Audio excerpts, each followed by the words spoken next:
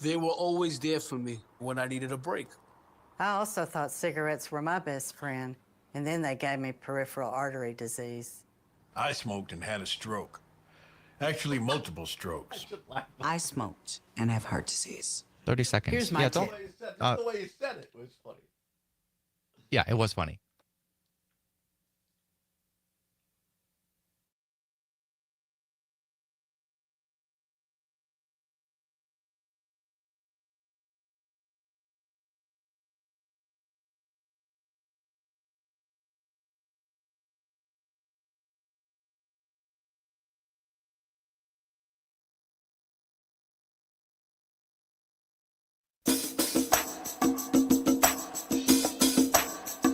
Live from the Civic Media World Headquarters in Madison, Wisconsin, it's the Todd Allbaugh Show.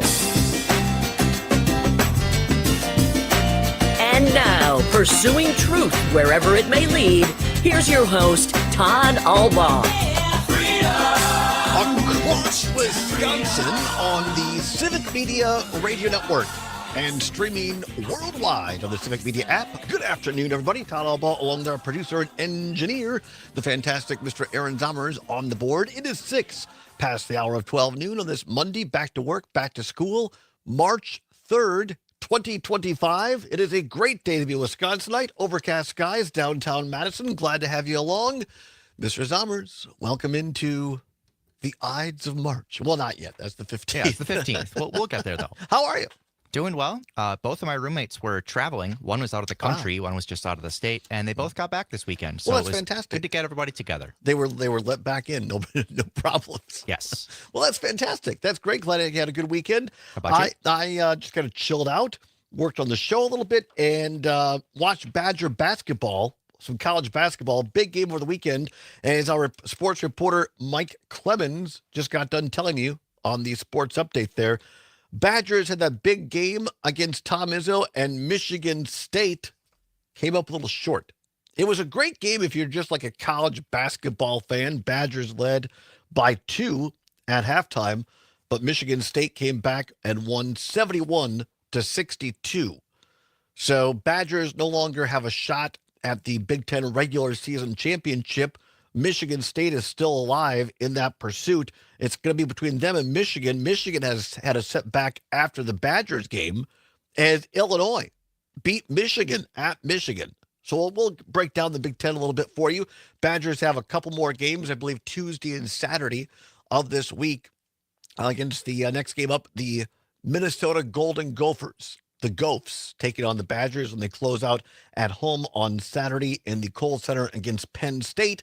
And then it'll be the Big Ten tournament and then the NCAA tournament. We'll talk more about basketball in hour number 2 there, but that was kind of my week. And, of course, just kind of recovering from what was Friday.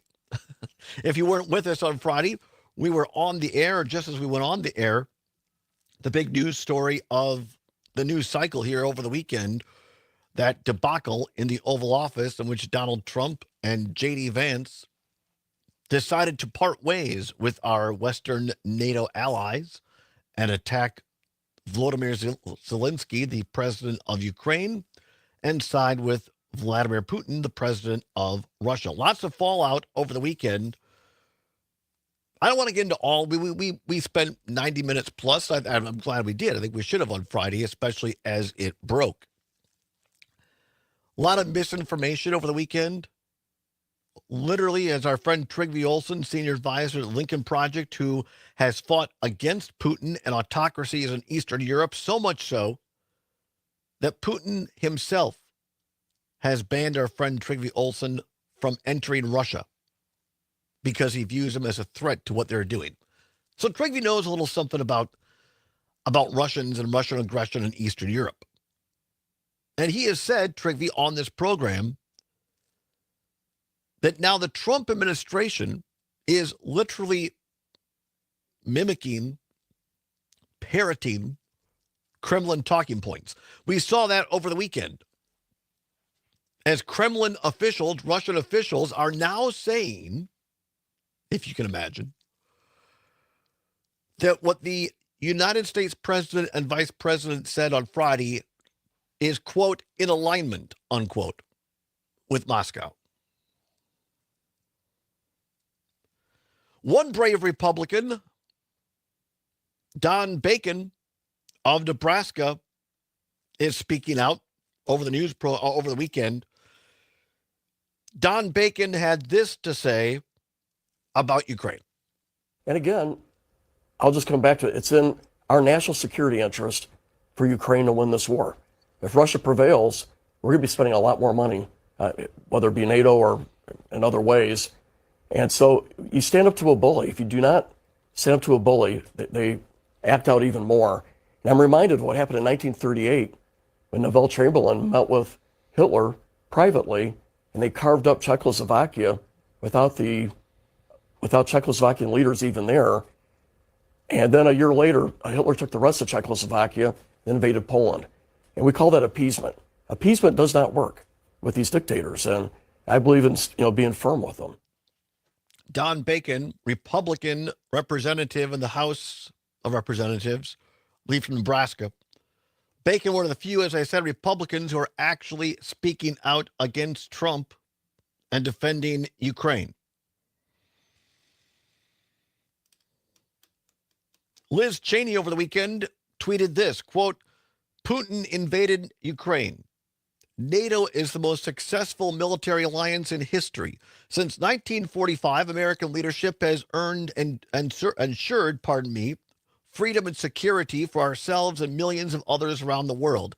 Together with our allies, we defeated the Soviet Union, an empire so evil it had to build gulags and walls to keep its own people in. Destroying America's alliances and abandoning the cause of freedom is morally and strategically indefensible.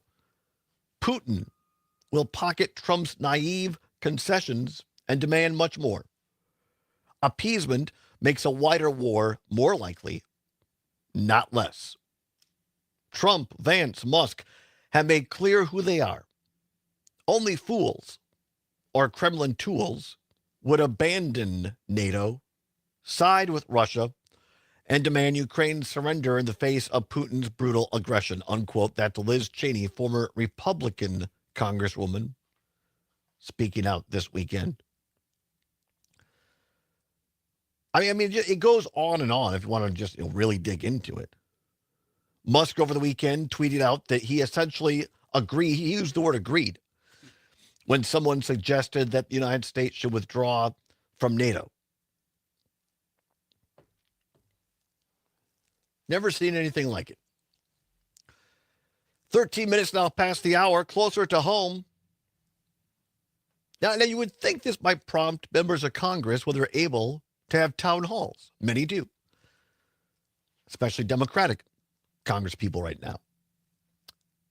Not so much for Derek Van Orton, Republican from the 3rd District of Wisconsin along the Mississippi River. Van Orton had planned to have an invited guest type of meeting. I'm not sure you can call it a town hall when it's only invited folks, and they say they're going to limit it to 25. Anyway, he had planned at least to have some sort of an event.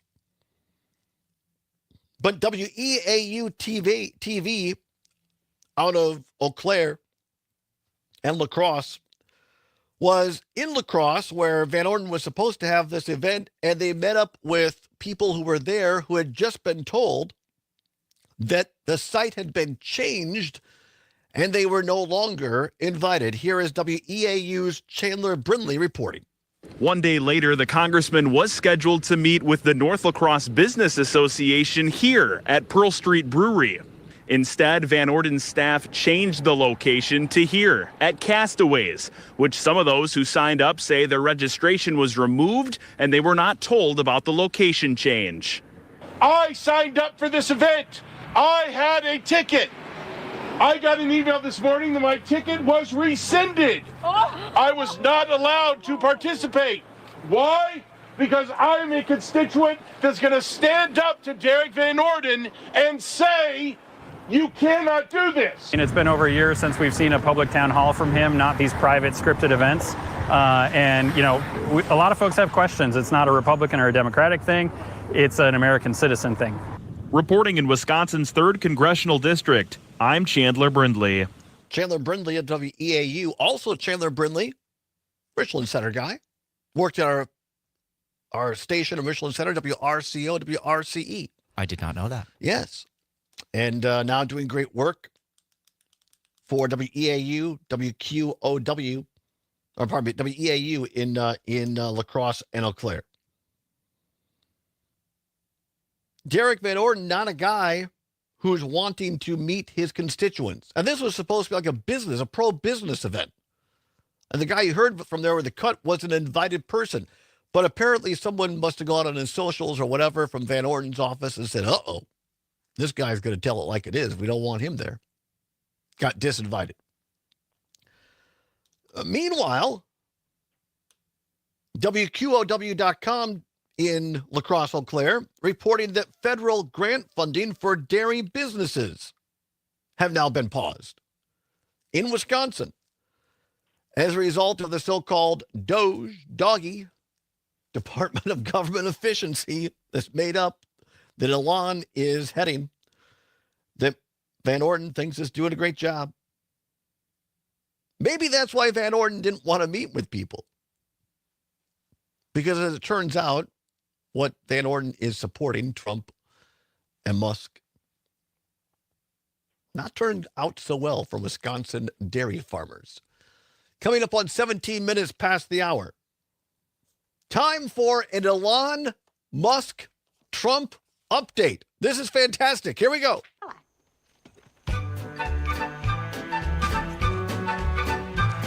Wherever we go, whatever we do, we're gonna go through it together. We may not go far, but sure as a star. Wherever we are, it's together. Wherever I go, I know he goes. Wherever I go, I know she goes. No fits, no fights, no feuds, and no egos. Amigos, together. Now wait a minute, you can't use amigos anymore. Trump outlawed Spanish English only.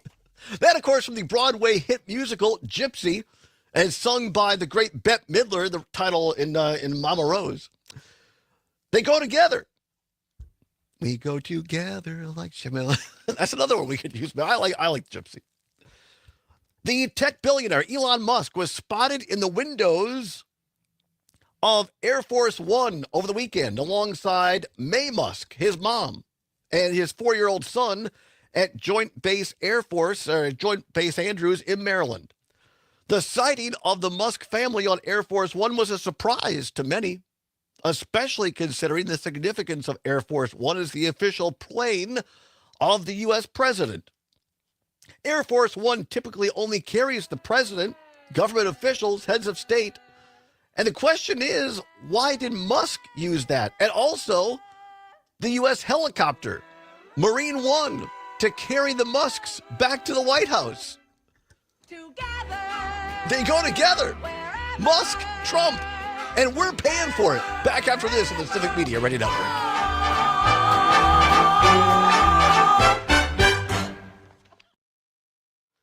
Madison's Real News and Great Conversation, 92.7 WMDX. Judge Brad Schimmel is an anti-choice politician whose positions are too extreme for There they are, Wisconsin the women. political ads. He supports a pre-Civil War law that bans abortion. But don't take our word for it. Hear it in his own words. The 1849 ban on abortions, which, by the way, what is flawed about that law? The 1849 abortion ban provides no exceptions for rape or incest. What is flawed about that law? The 1849 law criminalizes doctors and their patients. What is flawed about that law? Brad Schimmel supports an 1849 law to ban abortion with no exceptions. Tell Brad Schimmel, extreme politics don't belong on Wisconsin's Supreme Court. Call 262-548-7548. That's 262-548-7548. Paid for by A Better Wisconsin Together, Incorporated. This is Chad Spate. Are you thinking about improving your home? At Chad's Design Build, we're proud to offer remodeling done well with love. And our commitments to you and your home convey that love and spell our name. The Chad's experience is structured to provide excellent communication, honesty, accuracy, detailed proposals, and satisfied customers. We're also committed to making your home comfortable, healthy, attractive, durable, and sustainable. If you want a quality remodel and a quality remodeling experience, go to chadsdesignbuild.com to learn more.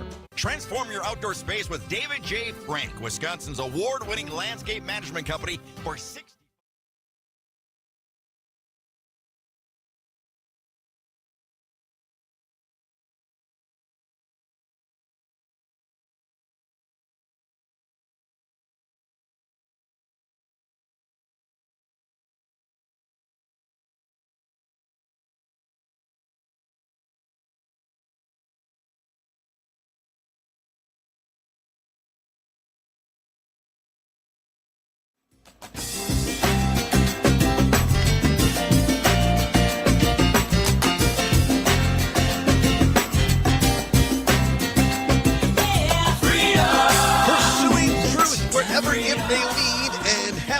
Doing it. Welcome back to the Todd Allbaugh Show on the Civic Media Radio Network. 21 now past the hour of 12 noon, Monday, March 3rd, 2025. Zommers on the board. Glad to have you along here on the Allbaugh Show.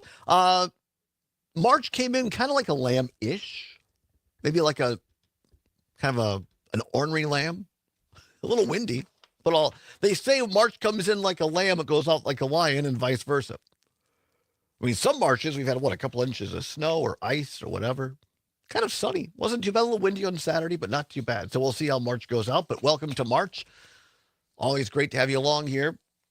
Before the break, mentioning that Elon Musk, his mom, and one of his 14 children, by the way, he has 14, I guess, now, and counting from several different mothers. In any event, photographed coming off of Air Force One over the weekend. It did not appear, because Trump was in Mar-a-Lago. Didn't appear that Trump was with him. And then they used Marine One, the U.S. helicopter, to get back to the White House, where apparently they are at least staying, I don't know, temporarily. It makes it harder to deny the rumors of, President Musk, quote unquote. Kurt is on the phone in Madison, WMDX. You want to talk about this little Musk adventure. Kurt, what do you have to say? Yeah, well, I looked it up, and it to operate Air Force One is just short of $3,000 a minute, or you have a range, 200,000 to 250,000 per hour. So I'd like to hear some of the conservative listeners call in to your show and tell us how they feel about how our government is spending their precious tax dollars. I appreciate it, Kurt. Yeah, it's a cheap, or it's an expensive ticket, as it turns out. Now, look, I'm not one to dicker too much on if Trump himself is on the plane.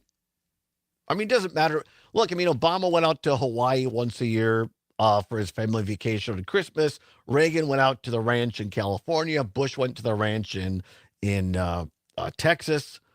The president is still human. Right. It is one of the perks of the office. Now, you can say, well, some of these trips aren't needed, but the president, that's what the president of the United States gets. But this guy, Musketeer, last time I checked, he wasn't elected at anything. Wasn't confirmed. But yet now it appears he's not just hitching a ride with Trump. He's actually using the trappings of the presidency, including Air Force One, Marine One, and the White House. 855-752-4842. Mark in Prairie du Sac. Mark, always a pleasure. What say you? Well, that just blows me away. That when I first heard it, I thought that Musk was along for the ride with the president. But if he's being able to use Air Force One and Marine One for himself, that's just, there's got to be a law against it. And for that little sign to get wherever we go, Trump could easily use that, along with Vladimir Putin now that he said he went through with the whole Russia thing with Vlad hand in hand. It is just disgusting. And unless, I'd like the other caller. I'd like to hear a conservative callers call up and defend this, because hundreds of thousands of dollars got spent ferrying Musk around, and does Musk have Secret Service protection? No.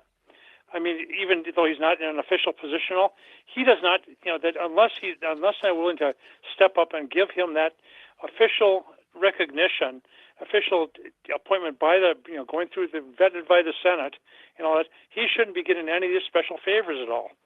I mean, for God's sake, it just blows me away. I mean, I'm just I've because it hasn't been widely reported, and so I'm like, wait a minute, is this deep fake or AI? So I could the photographs are real of him being on Air Force One and Marine Force One and being in the White House, and I've dug around, and the reporting that I've seen from, they seem to be credible reports, is that Trump was not with him, and so giving pause.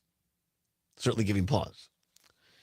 One of our listeners and viewers on YouTube, LA Tom, texting in on the YouTube line saying about our story about our cut earlier about Don Bacon, congressman from Nebraska, Republican, speaking out in favor of Ukraine over the weekend. Don Bacon is still in Congress, LA. Thanks for asking. I mean, you can look it up. The Nebraska Examiner just had a story yesterday saying Nebraska Republican U.S. Rep. Don Bacon stepped onto national stage on Sunday to express concerns about President Donald Trump's recent statements about Ukraine. So I double-checked it. And yes, Don Bacon, he had said he had kind of wavered last time, or he didn't know whether he was going to run or not. And I think he was kind of pushed into it by Mike Johnson. But I give Don Bacon props. Don't always agree with him. But on this one, he was also on 60 Minutes, which I did not watch. I got to go back and watch all of 60 Minutes. It was between the opening of the Oscars, the Academy Awards last night, or 60 Minutes. But I stayed with 60 Minutes, like the opener, and then I switched over to the Academy Awards. We'll talk about the Academy Awards a little bit later on as well. Honora, a movie about a sex trafficker going up against a Russian oligarch. One. Conan O'Brien had a great line about that. We'll play that in hour two. I mean, I've got to get that to Zombers. Conan O'Brien did a good job last night. I'm a big Team Coco fan. 855-752-4842. Robert, listening on WAUK in West Allis, wanted to say something about Musk and Doggy. Musk and Doge. Robert, thanks for calling in. What have you got? Yeah, I mean, this would have been a case where maybe an inspector general would go after Musk and get reimbursement. But it's amazing. This guy walks around. He doesn't have an agency. He doesn't have a mission. Nothing's been approved by law. There's no budget. There's no staff. Conflicts all over the place. Couldn't be confirmed if his life depended on it. Yet we let this guy do this stuff as a private citizen. Yeah. Amazing. He's minister without portfolio, and yet he has a portfolio. It's incredible. Robert, thanks so much. Appreciate your listenership. Come back. And this is all, I guess, serious, but here's one. You're going to want to stick around for this. The pieces of the puzzle, they fall in line if you pay attention. You're never so poor, Mr. Lewis told us in class, that you can't pay attention. We'll come back, tell you what Trump did over the weekend to shift money around. He's taking us into cyber, into crypto. I'm not joking around. Come on back. We'll tell you about it. Farm news, update, weather, and sports, and then more of the Allbaugh Show on the Civic Media Radio Network.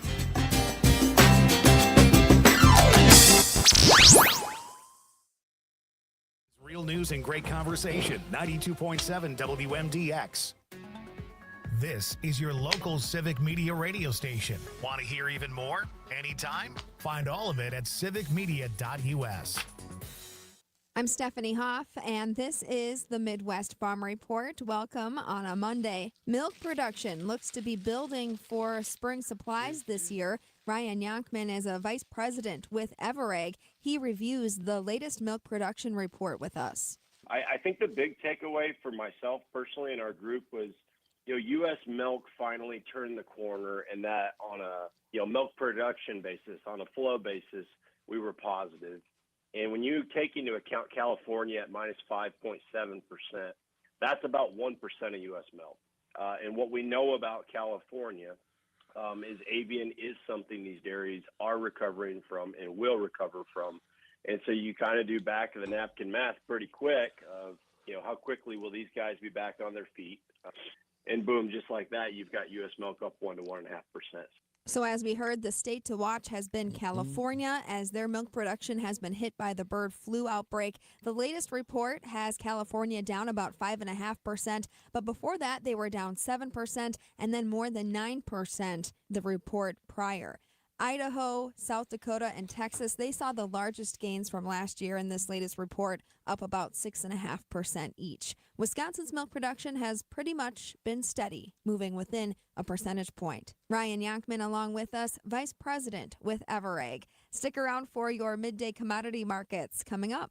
Well, hold on to your britches, everybody. It's time to go nuts at the Springfield Corners Testicle Festival. March 8th, you can enjoy deep-fried delicacies along with ice-cold beverages and live music by the Lights Out Band. Apparently, Join sometime in the next few minutes, there's a scheduled broadcast of Trump live making an investment announcement as he prepares his speech to Congress.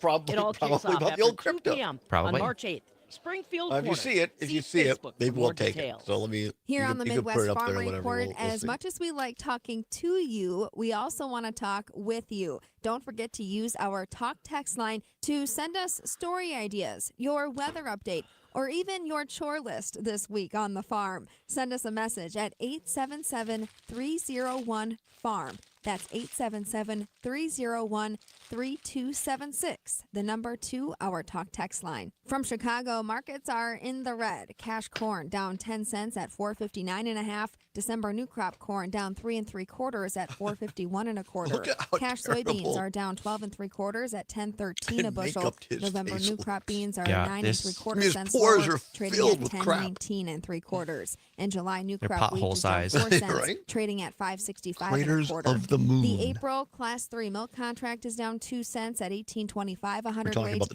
The May Trumpster in this contract photo is they have also at 18.25 a hundredweight, down 8 cents. Yeah, I'm For sure the he would not Midwest be Farm pleased with the Report, photo that I'm PBS Stephanie News Hahn. chose to use as the thumbnail. Local radio for you and your community. It's Civic Media's mission with stations across Wisconsin.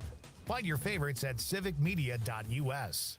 It's the calm before the storm, with clouds increasing and spotty sprinkles possible. High temperatures still tap the upper 40s, and tonight stay above freezing. Scattered showers expected tomorrow morning. Rain really ramps up by tomorrow evening. Then it flips to snow on Wednesday. I am being I'm recommended on meteorologist YouTube Lau. an Right AI now, video it's of 38. Donald Trump and Kim Jong-un performing Turkish music together. Teachers are dynamic leaders shaping a new generation.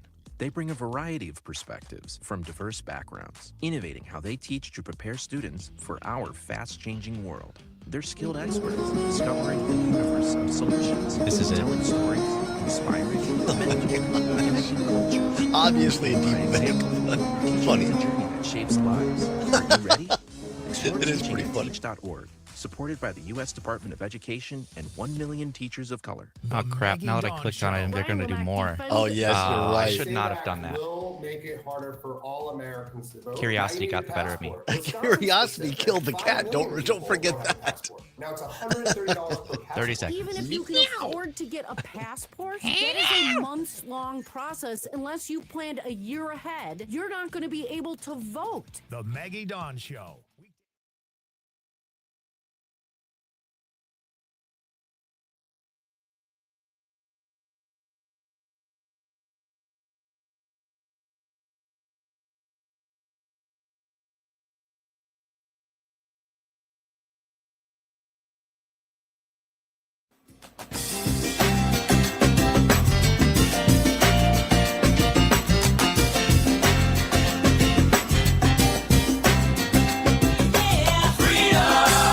Pursuing truth wherever it may lead and having fun doing it. Welcome back to the Todd Allbaugh Show on the Civic Media Radio Network. It is now 34 minutes past the hour of 12 noon on Monday, March 3rd, 2025.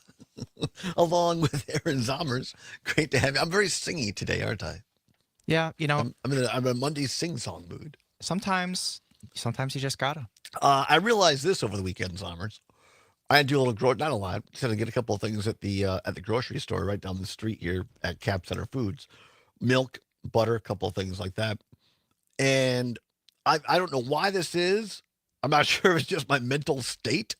I found myself talking to myself more often, as one does when you're alone a lot. But I was walking down the aisle. I sound like my mom now. And this is no knock on mom. I'm just saying the apple doesn't fall too far from the tree because my sister and I, because mom is alone, and I appreciate it because when you're alone, you kind of talk to yourself. And so we'll be sitting sometimes at the table eating together, and she forgets she's not alone anymore. And she'll look at whatever's on her plate and kind of raise her eyebrow and start mouthing words. Which, yeah, totally fair. Right? And so now it's even worse for me. I'm saying I'm worse. What's worse, Todd? Because I find myself going down, standing in the aisle over the weekend, I literally said out loud, I don't know. Do I want this? I don't know what I want. LA Tom on YouTube says, it's okay. Just pretend you had earbuds in. I wish it'd be easier if I did. But no, I did not have any earbuds in. So that's my situation. Talking about the situation of the United States, Elon Musk appearing to have traveled alone via the Air Force One. Well, not alone, but without Trump, with his mom and one of his 14 children. On Air Force One, Marine One, and then stayed to the White House over the weekend. Not that that's not serious, but on the more serious side, Trump, after the debacle in the White House and taking Vladimir Putin and Russia's side, there was a lot of shiftiness going on over the weekend. A lot of things happening behind the scenes that fell into line after Trump and Vance sided with Russia in the Oval. One of them, quickly, according to CNN, the United States has now suspended operations and planning for offensive cyber operations against Russia.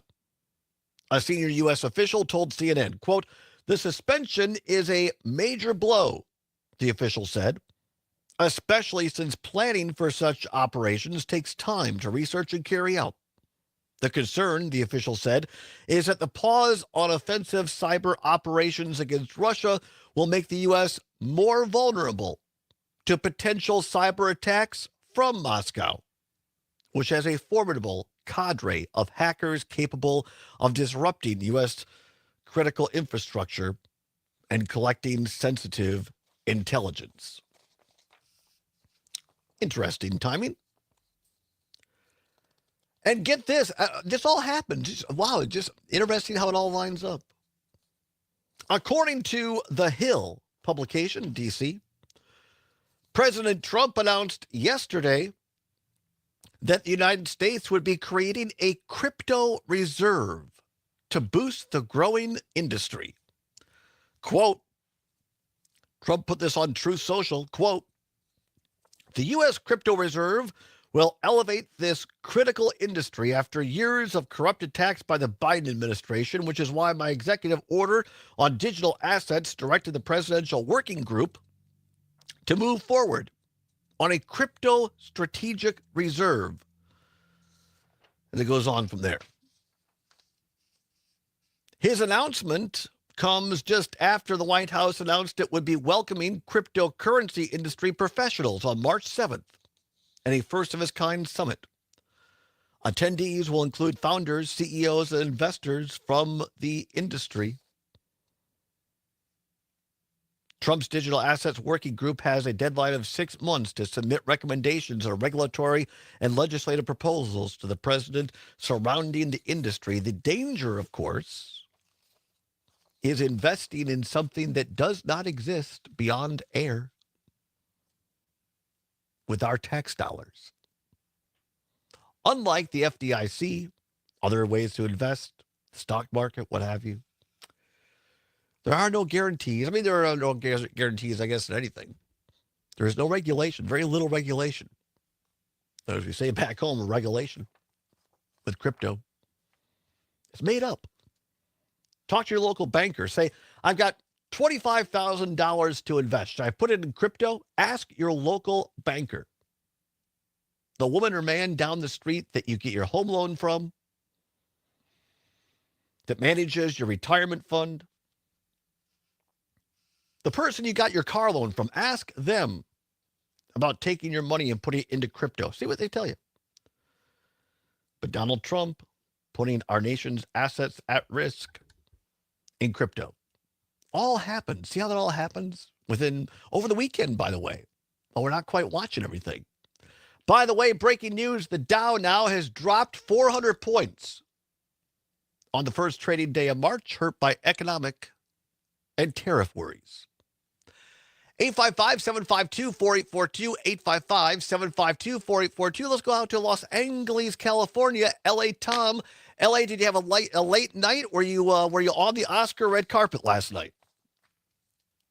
I was not on the Oscar red carpet last night. Watched the show, but yeah. I wanted to say that, this is the way a Russian asset acts. And I hope everyone out there in Radio Land really realizes that everything, if you had a Russian asset, J.D. Vance and Donald Trump, are Felon 47, are doing exactly and exhibiting exactly the behavior that they would do to destroy the United States of America and help Russia out. And just, really stop and think about it. This weekend, what I did watch, though, I'd recommend it to everybody. It was on Amazon Prime, and it was The Roosevelt. And it's a Ken Burns documentary, but it's 7 episodes.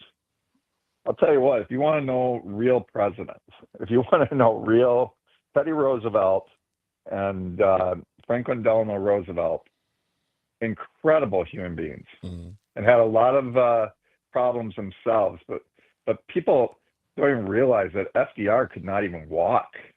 Yeah. The whole time that he was actually president. And it's just an astounding. So I really, really recommend that, Todd, and I hope everyone watches that. Also, Turning Point, The Bomb to the Cold War, is also a very good show on Netflix. But yeah, just, it's my question to you would be this. How does the media then go on to the next media story when what he did on Thursday or Friday, I can't remember now, what he did was such a travesty. I mean, do we just kind of pick up and go, oh, that was just him? And, I know Gary and those people would call and say, he's not serious. Right. He's not really going to do that. And I hope when we hear that, we go, okay, you're going to see it. Right. Yeah, I mean, I think it gives pause, certainly, to, I think if you watched, I didn't watch every newscast Friday night and Saturday, but I talked to some people who watch other newscasts than me who I trust. And my understanding of NBC News, Lester Holt, by the way, stepping down, there's the anchor, they kind of brushed over it. They didn't play, and I get it, they have only, whatever it is, 23 minutes and a half hour to tell everything. But much of the nightly news on Friday didn't play anywhere near the amount of cuts that we played for the first half hour of our show on Friday. Didn't bring the American people the real story, the actualities. And I think that's why, again, it's imperative we all have a variety of media from which we listen. And when you look at Disney, ABC settling with Trump over the George Stephanopoulos interview, CBS, Paramount, now looking to settle over a 60 Minutes interview that was 100% legit. Other news organizations literally paying Trump for access. And then you look like at a organization like the Associated Press, who refuses to simply say Gulf of America, and for that, they've been banned from the press pool. Meanwhile, TASS, the Russian news agency, somehow slipped into the Oval Office on Friday. Whoopsie doodle. The Trump administration said, yeah, we don't know how that happened. Thanks, Tom. I appreciate the call. 855-752-4842, 855-752-4842. Martin Maddock of The Record, a cybersecurity news publication, broke the story that Defense Secretary Pete Hegseth has ordered the U.S. Cyber Command to stop all planning against Russia, including offensive digital actions. Then The Guardian reported that, according to a source analyst at the U.S. Cybersecurity and Infrastructure Security Agency, we're told not to follow or report on Russian threats. Let me say it again. The Guardian reported that, according to a source analyst at the U.S. Cybersecurity and Infrastructure Security Agency, they were told not to follow or report on Russian threats. The New York Times reported recently that the Trump administration is firing or reassigning officials at the FBI and cybersecurity agency working to protect elections from foreign propaganda and disinformation, and those combating cyber attacks and attempts to disrupt voting systems. Yesterday, Kremlin spokesman Dmitry Peskov told a reporter, quote, "The Trump administration is rapidly changing all foreign policy configurations. This largely aligns with our vision." Unquote. Kremlin spokesperson telling reporters that the administration of the United States president largely aligns with Vladimir Putin's vision. What more evidence, Your Honor, would you ask for? I do not know. 855-752-4842. 855-752-4842. Wisco Paul on the phone. Wisco, happy Monday. Thanks for calling. What do you have? Thanks for taking my call after listening to all this. I don't know if it's a happy Monday or not. And am I the only one out here that's watching things as I know it unravel? I mean, I could look at Medicaid, Medicare, Social Security, all these government cuts, and then on top of that, this with Russia. And what really is concerning, the Republican Party is nowhere to be seen on any of this stuff. Other than Don Bacon, go ahead. Go ahead. No, I was going to say, other than Don Bacon, we played his cut earlier. Well, yeah, but I mean, one, okay, right. Maybe two, but this, I don't get this. I don't get any of it. I mean, the Republican Party, as far as I'm concerned, is gone. But hey, I wish somebody would call in and explain this more to me, why this could be good. Mm-hmm. I have no idea. All right, Thanks, Todd. Appreciate it. Thank you. Appreciate it, Wisco. Wisco brought up Social Security. I feel like I'm a bearer of bad news today, Summers. I'm just reading what we found. We track this. Todd has no great social life, so I'm here for you all. That's the kick I get, is just following all this, so I can come in on Monday and say, okay, here's what happened. But yeah, it's not great. Speaking of Social Security, they've never missed a payment, although DOJ actions threaten, quote, interruption of benefits, according to an ex-agency head. You get Social Security? Might want to stick around. It's the Allbaugh Show in Civic Media.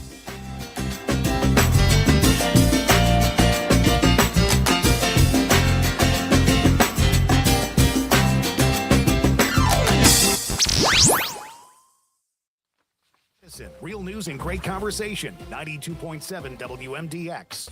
March is tournament time, and the Lazy Oaf Lounge has your courtside seats. Enjoy the big games on the big screens at the Lazy Oaf Lounge. Score big with half-price wings during the tournament games when you dine in. Plus drink specials of Busch Light, Miller, and Bud products. And make a slam dunk with $2 off pitchers during the game. The Lazy Oaf Lounge, 1617 North Stoughton Road in Madison. Follow the Lazy Oaf Lounge on the socials and online at lazyoaflounge.com. This is Chad Spate for Chad's Design Build. We're proud to employ some of the best carpenters and remodeling professionals in our industry. Are you honest and hardworking? Do you love to improve people's lives by improving their homes? Chad's Design Build offers excellent compensation and benefits focused on outstanding customer service, professional design, construction management, and craftsmanship, all in a nurturing, positive workplace. Whether you're thinking about remodeling your home or considering joining our team, go to chadsdesignbuild.com to learn more. I'm Dan Schaefer. Let's recombobulate. Governor Tony Evers has released his budget, calling this the most pro-kid budget in state history. This is now the fourth time that Evers has put forth a budget proposal, and the three prior were all met with a similar fate. Republicans in the legislature rejected it entirely. Again this year, Assembly Speaker Robin Vos called the budget dead on arrival. To a certain extent, this is what we've come to expect from this era of divided government in Wisconsin. In previous years, Evers has eventually signed Republican-authored budgets and used his line-item veto powers to make certain changes. But could he play hardball this time around and threaten to veto the entire budget?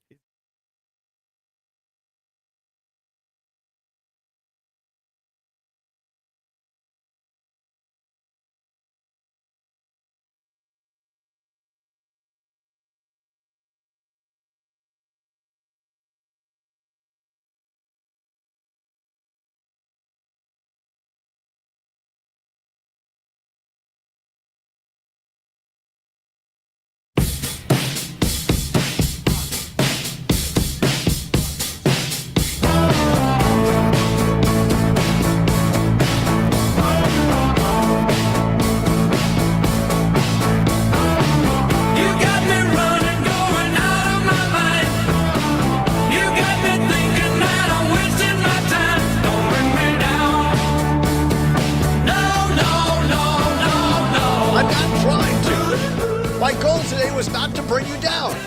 I'm just reporting what happened over the weekend. Don't be too down. I mean, spring is coming, you understand? Zommers, nicely done. Zommers is trying to quietly tell me you're not so quietly. You're bringing us down. Well, you said it, right? Not me. Welcome back to Todd Allbaugh Show. It is 8 minutes before the hour of 1 o'clock. Zommers on the board, spinning the tunes so well. I want to get to this story of Social Security. But very quickly, let's go to the phone lines. 855-752-4842. 855-752-4842. Matt, listening on WMDX in Middleton. You want a comment on Trump and Russia? Go ahead, Matt. Hey, so you asked earlier what you thought, how they see things, and it seems to me that the big reality of things is that the GDP of the global South and the BRICS nations is bigger than the West. America is declining. We all know it. We're trying to close bases and save money. So I think they want this corporate fascism kind of thing so they can steal from the Treasury, steal from the middle class like they've been doing.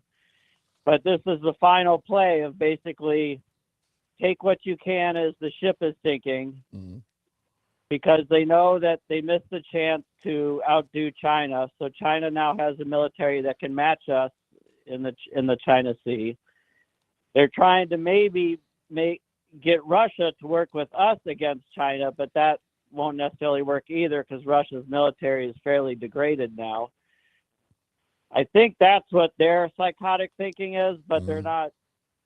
Like, they're almost willing to trade American prosperity and the American people in exchange for some kind of power and resources that they think they're going to get through imperialism once the thing collapses.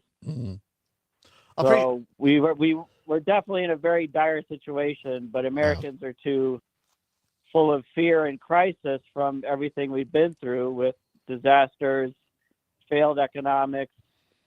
You know, the economy no longer functions properly because of corporate capture and other things like Elizabeth Warren talks about. I appreciate the call, Matt. I got to move on, but I appreciate the call. You're right on the fact that Trump, Musk, these folks, they are betting against America. They're betting against you and me, our friends and neighbors. But here's why I continue to be positive and upbeat. because I've gone around the state of Wisconsin. I've traveled a little bit outside of Wisconsin last year. Over 25 cities, towns, villages across the state of Wisconsin the last 12 plus months. And what I have found is an incredible amount of resiliency, positivity, community involvement, excitement for our public schools, our kids, our sports events, our bands, our choirs, raising money for those that need help in our communities at pancake suppers in church basements and VFWs and American Legion halls. And I think that it's wrong to bet against America. It's wrong to bet against Americans and bet against Wisconsinites. Because we have come back every single time. And yes, this is not a light place in terms of bright lights. Rather dark. But I still will bet on Americans and Wisconsinites every single time. Let's go to the story from CNBC over the weekend. Social Security has never missed a benefit payment since the program first began sending individual monthly payments more than 8 decades ago. But the recent actions at the U.S. Social Security Administration by Elon Musk's so-called Department of Government Efficiency are putting monthly benefit checks for more than 72.5 million Americans at risk.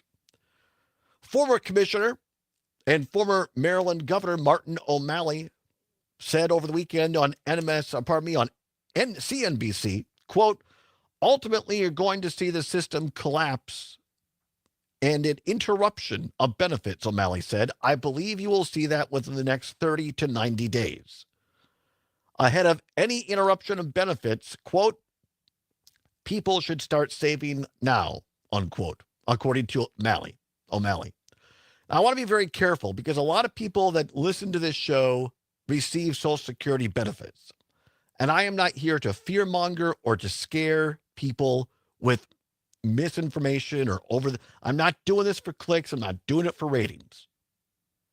I'm doing it to pass on a credible news source, a credible person, the former Commissioner of Social Security, Martin O'Malley. So he knows a little bit something about this agency.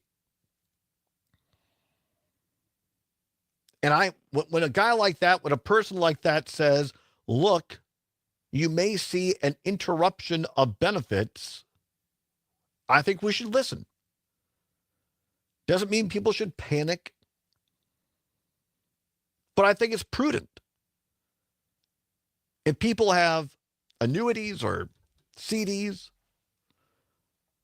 if you rely on that monthly Social Security payment every month, if you live month to month on Social Security, if you have any sort of reserves and cash or whatever, might be a good idea to make sure you have access to it over the next few months. Back to the story, the Social Security Administration uses multiple systems and technologies that Elon Musk has criticized for leading to errors. As Commissioner O'Malley told Congress, the agency needed more funding for IT modernization. We'll come back, talk more a little bit about this story, lighten things up with what's worse, your phone calls as well. We're back on a Monday. It's the Allbaugh Show in Civic Media on the Civic Media Radio Network. I'll tell you what's wrong before I get off the floor. Don't bring me down. Real news and great conversation. 92.7 WMDX. John Peterson and Gordon Young. Reporting the news. Yeah, like you said, you're just saying what happened. Society about the airlift of 100 pets to Wisconsin. And a lot of people are waiting for John and Gordy's State of the Union speech as well. The John and Gordy Show, weekday mornings 6 till 8. Did you know VA home loans are a key to home ownership for those who served? In the military, we make a lot of sacrifices, and with the VA loan, it makes it easier for us to get a home. We were able to purchase this home and then use the money that we were going to use as a down to actually fix up the home. I would tell anybody who is interested in getting a VA loan to just do it. To learn more about VA home loans, visit va.gov/home loans. Your news, conversations, and a whole lot of fun.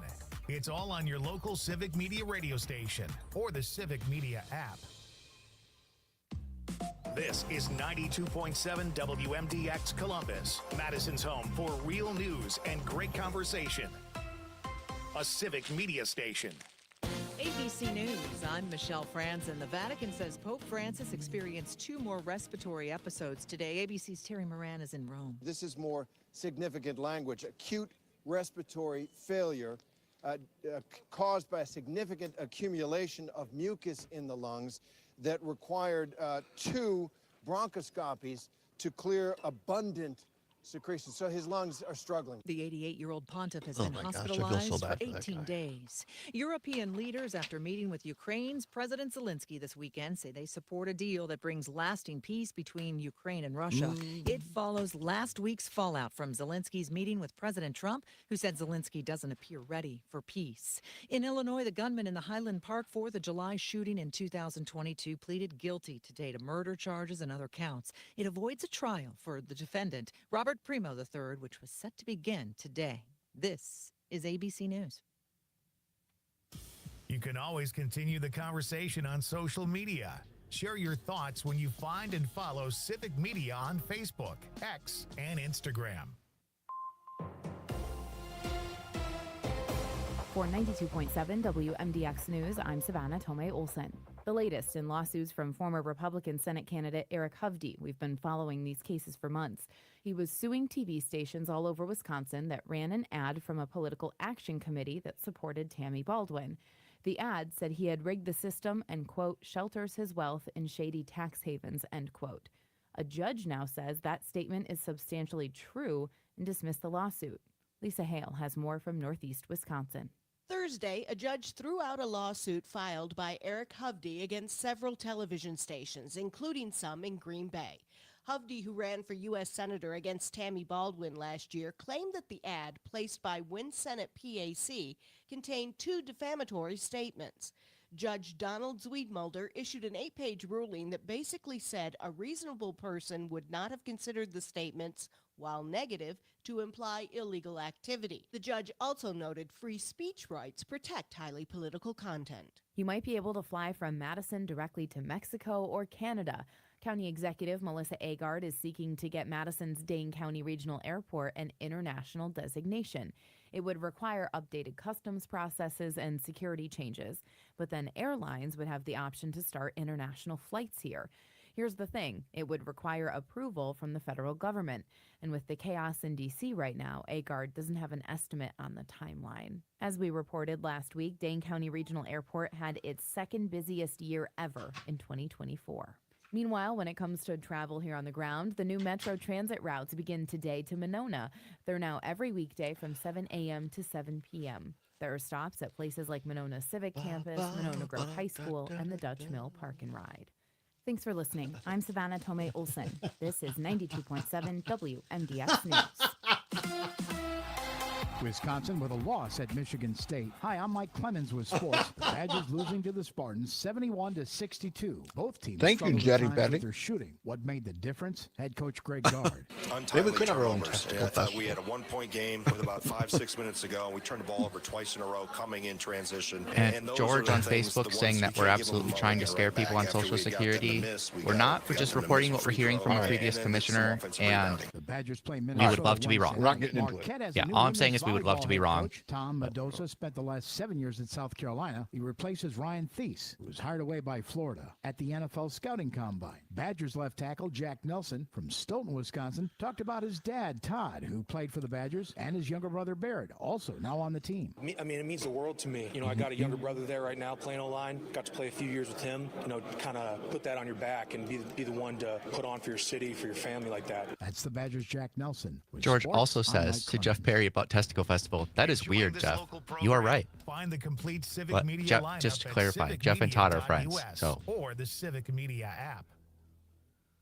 It's the calm before the storm, with clouds increasing and spotty sprinkles possible. High temperatures still tap the upper 40s, and tonight stay above freezing. Scattered showers expected tomorrow morning. Rain really ramps up by tomorrow evening. Then it flips to snow on Wednesday. I'm meteorologist Brittany Merlot. It's 37 degrees at our studios.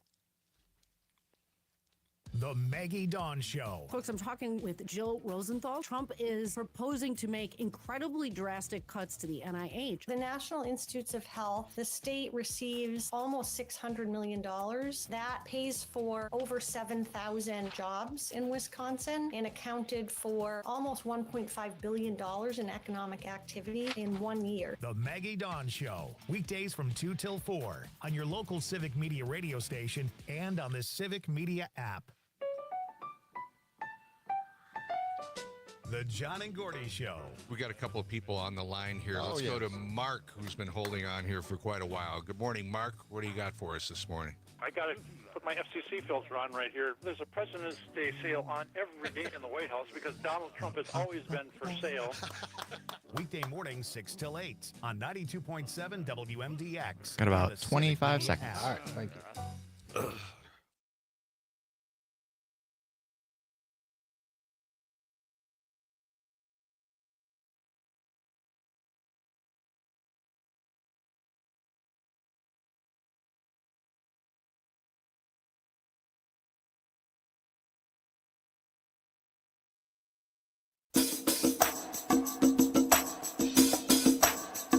Live from the Civic Media World Headquarters in Madison, Wisconsin, it's the Todd Allbaugh Show.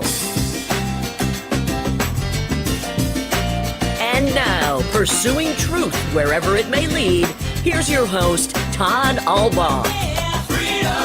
Across Wisconsin on the Civic Media Radio Network and streaming worldwide on the Civic Media app.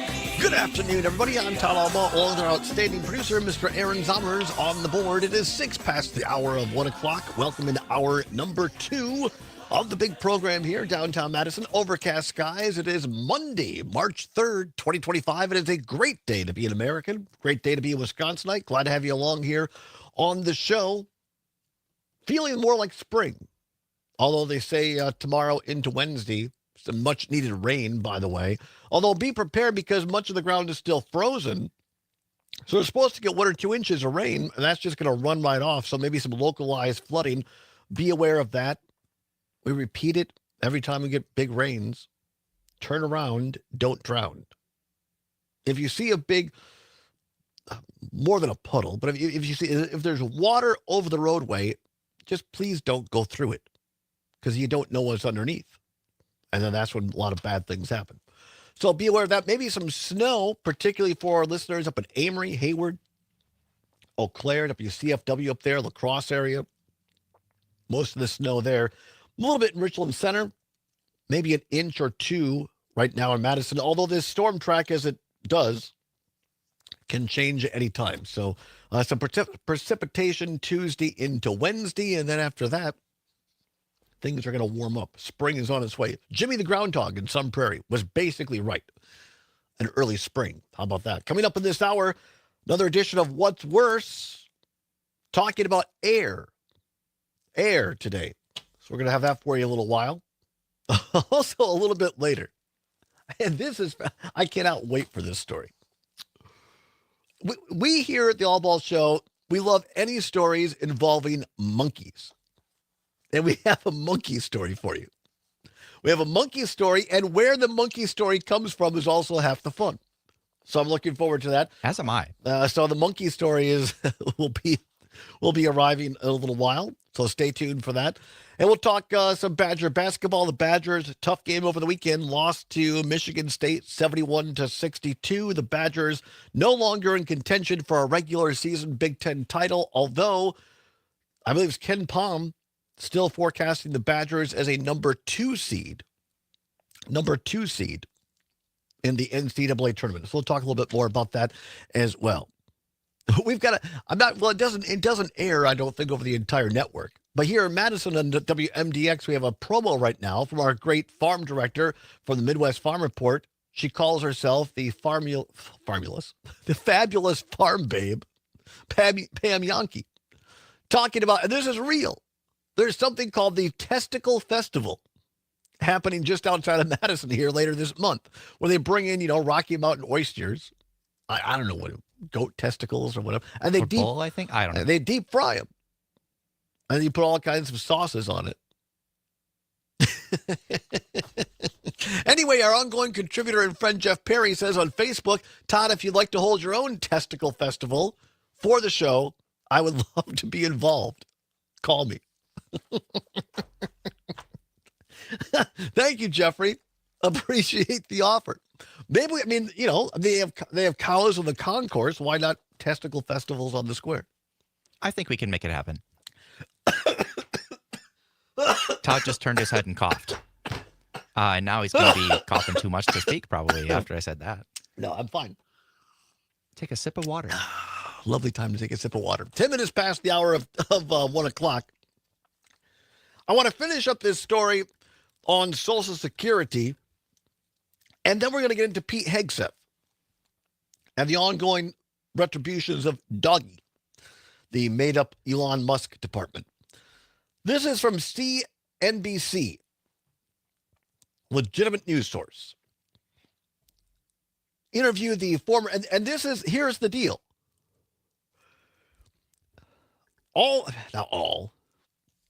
Much of the news this weekend was all around what happened in the White House on Friday. And we covered it for 90 minutes because it was breaking as we were on the air. And it's very important. Don't want to say it's not. The sitting president and vice president of the United States sided with Russia. The Russian official over the weekend saying, here's the quote, the Trump administration is rapidly changing all foreign policy configurations. This largely aligns with our vision, unquote. That's from Moscow, from the Kremlin. So it's a very big story. But all the fallout, see, they do these things, and, you know, Trump himself said, this will be great for television. But here's what's happening that doesn't get much of the news coverage. CNBC, Social Security has never missed a payment since it began 80 years ago. There are 72.5 million Americans who receive some form of Social Security SSI payments. The former administrator of Social Security, Maryland Governor Martin O'Malley, told NBC over the weekend, quote, ultimately, you're going to see the system collapse and an interruption of benefits. I believe you'll see that within the next 30 to 90 days. Says people should start saving now, unquote. So Social Security relies on multiple systems and technologies. Those systems and technologies have been the focus, the target, in part, of Elon Musk, criticizing them as unneeded.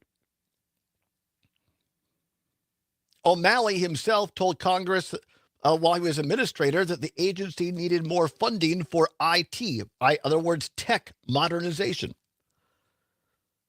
O'Malley said Doge leaders are now making changes at the agency, and significant staff cuts have already led to some system outages.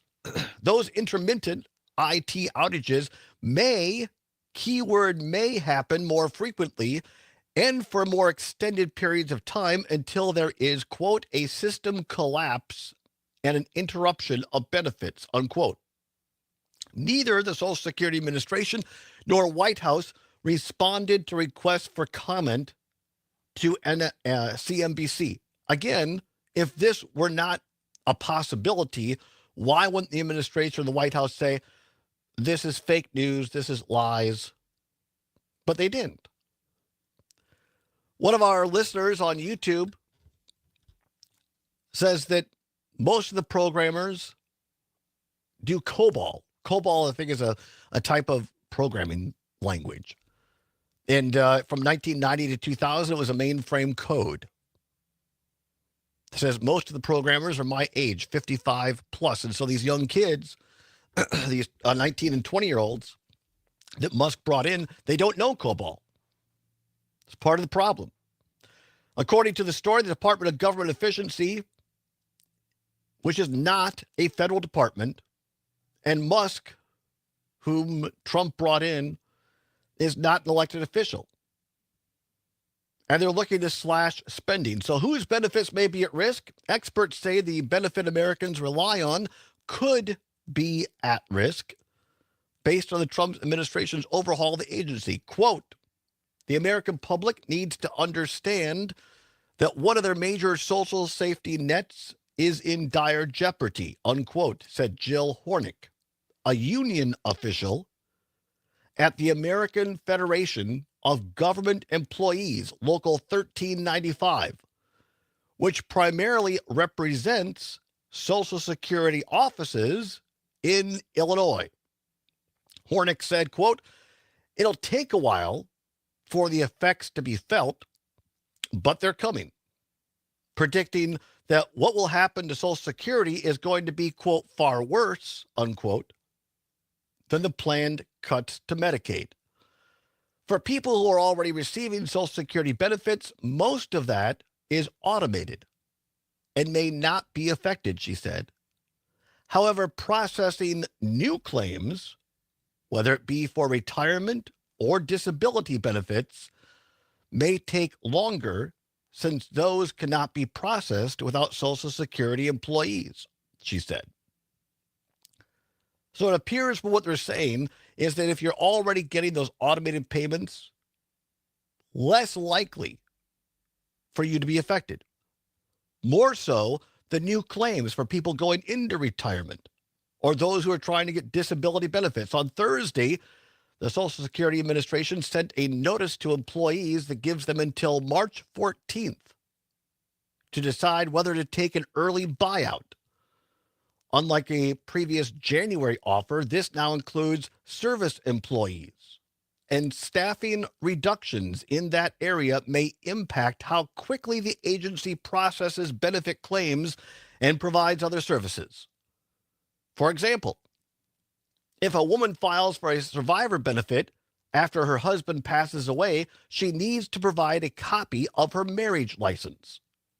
A Social Security employee then needs to code the system to verify that they have seen that document and the applicant is eligible for benefits, Henrik said.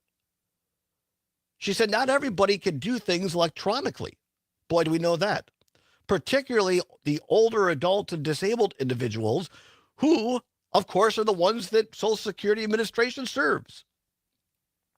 She says if you don't have people to run an agency that requires hand-on customer service, then of course there's a risk that you could end up with benefits being either denied or interrupted, unquote. Again, this story is at CNBC. Headline, Social Security has never missed a payment. DOJ actions threaten interruption of benefits, ex-agency head says.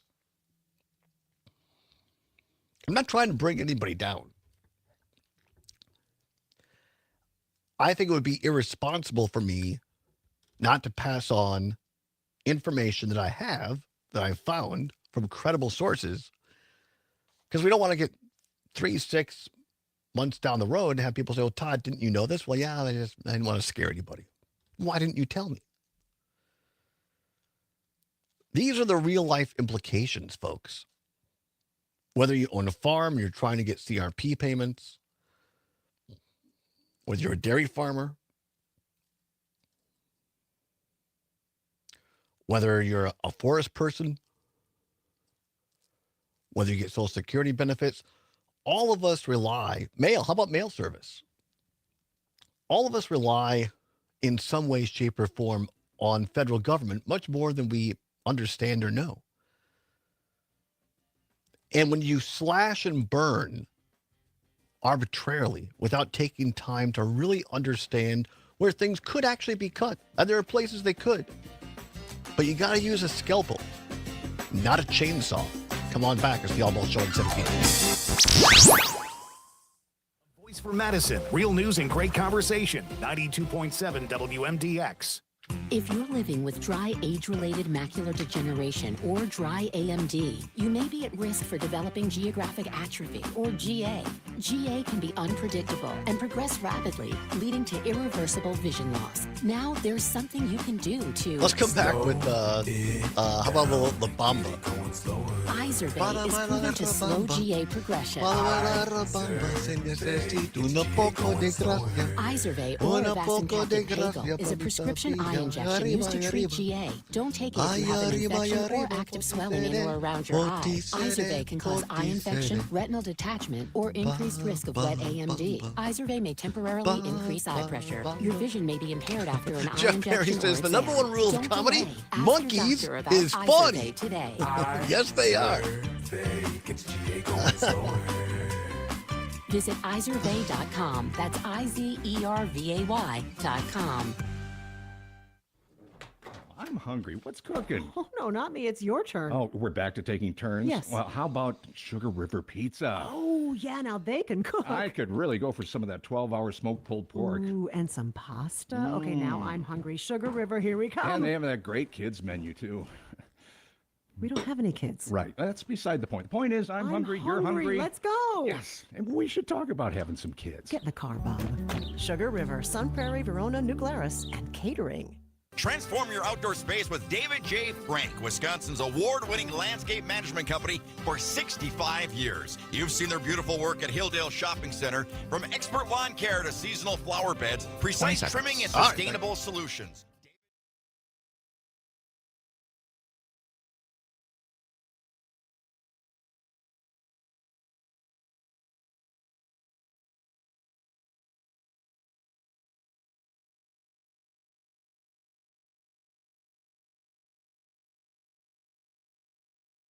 Para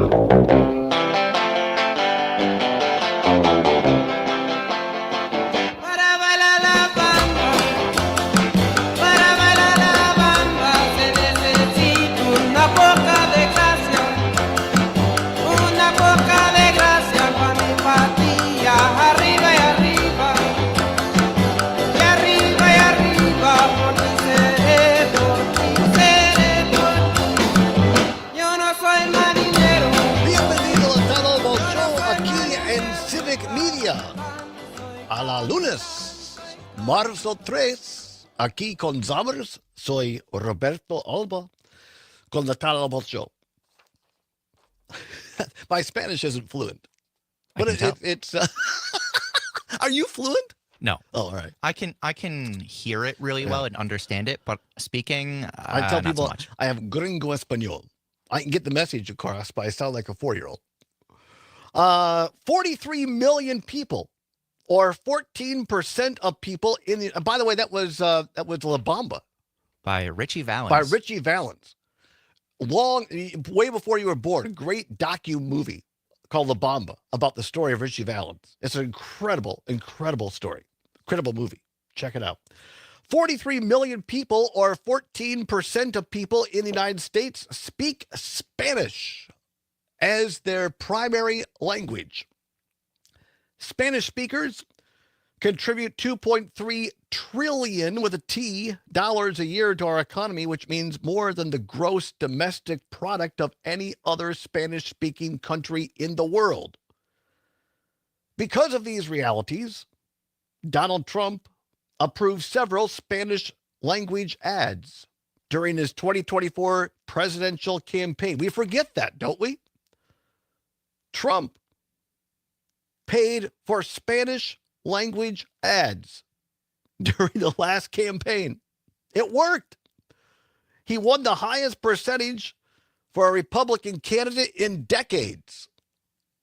But over the weekend in Washington, before he went golfing, Trump is rejecting Spanish speakers with an executive order making English the official language of the United States. A la gran pendejete. Careful there. What? Here's the deal.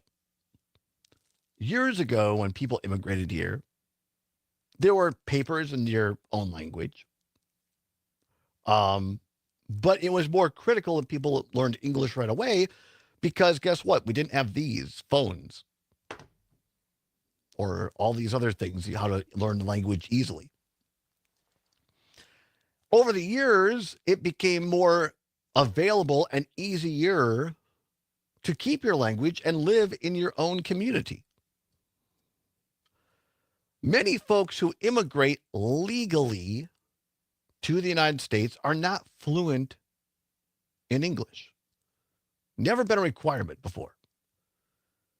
And so in order to do it legally and fill out the paperwork, of which I can tell you as someone who did a lot of immigration cases, there's a lot of paperwork. Back in the 90s, Bill Clinton, Democratic president, and the Republican Congress under Newt Gingrich said, you know what, let's make it easier for folks. Let's have government forms in both languages. So they did. Worked out really well. And now Trump, after running Spanish language ads during his campaign, now signing the executive order saying no more U.S. forms in Spanish. Ain't that the pot calling the kettle black? It's 25 past the hour, 1 o'clock, time for What's Worse. Let's go. This or that, this or that. Then, of course, the choice is yours. You can get with this, or you can get with that. You can get with this, or you Time can once get with again that. for What's Worse. Nothing to give away, no prize money involved. Simply your chance to have your voice heard across all 11 news, talk, sports stations in the Civic Media Radio Network. Largest privately owned radio network in Wisconsin. No better way to have your voice heard across the state. All right, this is timely indeed, as Mike Lucas is fond of saying, because we're getting into that time of year now. It's been very dry over the winter. We're starting now. Going to have some rain tomorrow night into Wednesday.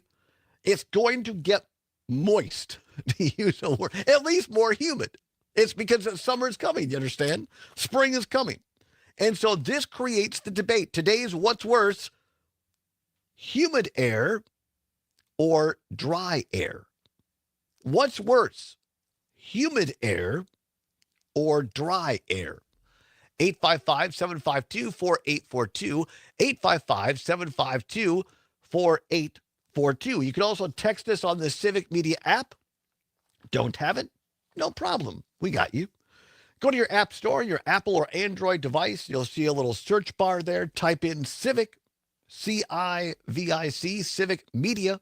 It'll pop up on your screen, and away you go. Then just click it.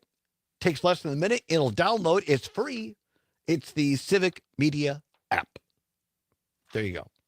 855-752-4842, or text us on the Civic Media app. What's worse, humid air or dry air? Again, humid air or dry air? Zommers, do you have a feeling on this? Neither is great. Like in the winter, I always need to get a bunch of lotion and I get nosebleeds and things like that. But for me personally, I still think humid air is worse just because of how much I overheat. If it's hot and humid, I am much more miserable than when it's cold and dry. Really? All right. Because I just get so sweaty. And it's miserable for the people around me, presumably. I don't know. My nose is bad. Kurt, listening on WMDX in Madison on WMDX says, well, if you change the question to which one is more healthy, then it's humid air. Well, that's not the question, Kurt, with all due respect. The question is, what's worse, humid air or dry air? Cam and Appleton mentions another thing. Humid air makes me scared for my computers. Yeah, a lot of my hobbies do not like humidity. Like guitars can get wrecked with that. Computers, cardboard from games. All right. Humid air or dry air? What's worse? 855-752-4842. 855-752-4842. What's worse? Humid air. I mean, it's dry right now. My skin is very dry. I need some lotion. Necesita una loción. O un novio. También. Regreso aquí en Civic Media, en la Civic Media Radio Network. Vámonos.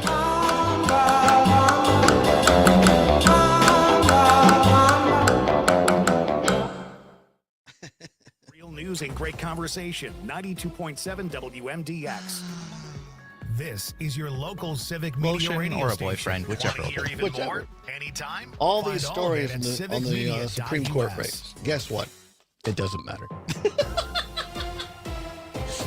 The race matters, but all these stories don't matter. WMDX News. The I'm rubber's going to be Savannah thrown on Tomei-Olson. Wednesday when the UW Marquette Madison may University Law offer School fewer poll admissions to comes grad out. school We'll going see what forward Charles because of Franklin cuts from says. the Trump That's administration. what will matter. The federal government is slashing research funding and reimbursement, which is a big part of graduate work at the university. In a memo, staff said they may not have enough funds to support normal enrollment going forward, and they could have a higher than average number of students. Faculty were advised that if someone who's been admitted declines, they should, quote, carefully consider, end quote, whether to move down the wait list. Now may be the time to fill up your tank as tariffs on Canada and Mexico are set to begin tomorrow. Melissa Kay has more on how it could impact you at the pump. Average gas prices fell 5.1 cents in the last week for an average of $2.80 today. This is 7 cents lower than a month ago and over 45 cents lower than this time last year. Officials at Gas Buddies say forecasting fuel prices remains challenging as geopolitical tensions intensify. The promised tariffs from the Trump administration could not only create economic uncertainty, but also impact what some motorists pay at the pump in the weeks ahead. This comes on top of the ongoing concerns about the Russian invasion of Ukraine. OPEC has signaled its intent to stabilize the market. The White House could introduce further uncertainty. Regardless, nearly every year sees a seasonal spring increase, pushing prices higher ahead of summer. And you'll be hearing more fighter jets over Madison. For the last 2 weeks, the Department of Defense conducted training flights in the area. Some of them went into the evening hours. Well, now the Wisconsin Air National Guard will do their own training flights this week. The 115th Fighter Wing will do these flight exercises at night, wrapping up at about 9:30. The flights start today and will run through Thursday. I'm Savannah Tomei-Olson. You're listening to 92.7 WMDX News. On your entertainment beat, I'm Pete Schwaba. I'm currently 3 episodes into the new season of Reacher, and so far, I would recommend it as a Pete pick. Actual giant Alan Ritchson has returned as the title character, kicking butt and taking names. Season 3 so far has more of a feel like Season 1, where Reacher stays true to the character, giving assistance to the underdog and those in need.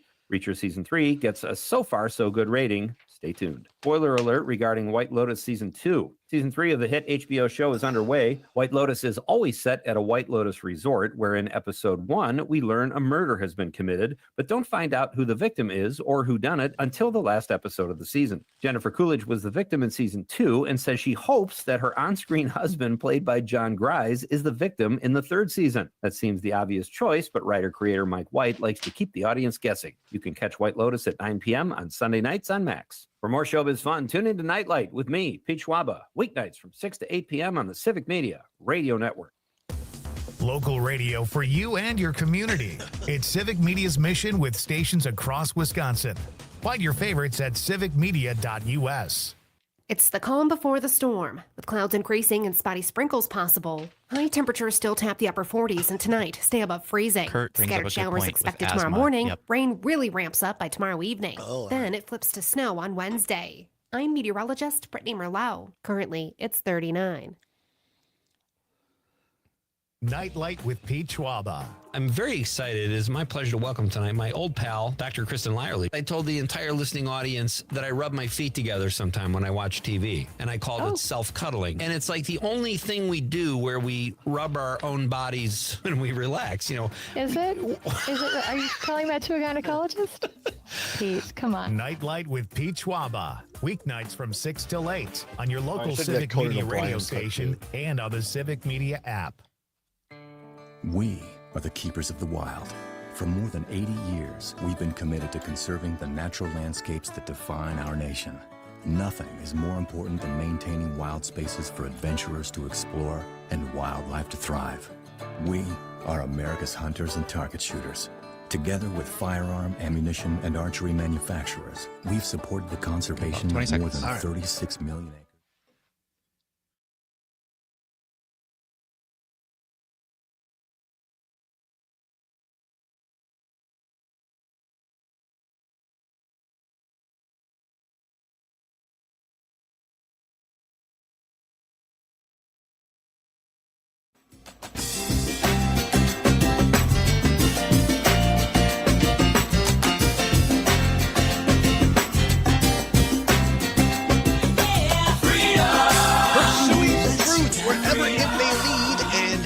fun doing it. Welcome back to the Allbaugh Show on the Civic Media Radio Network. 34 minutes now past the hour of 1 o'clock on this Monday, March 3rd, 2025. Zombers on the board. Glad to have you along with us here as we are in the middle of What's Worse, an air edition.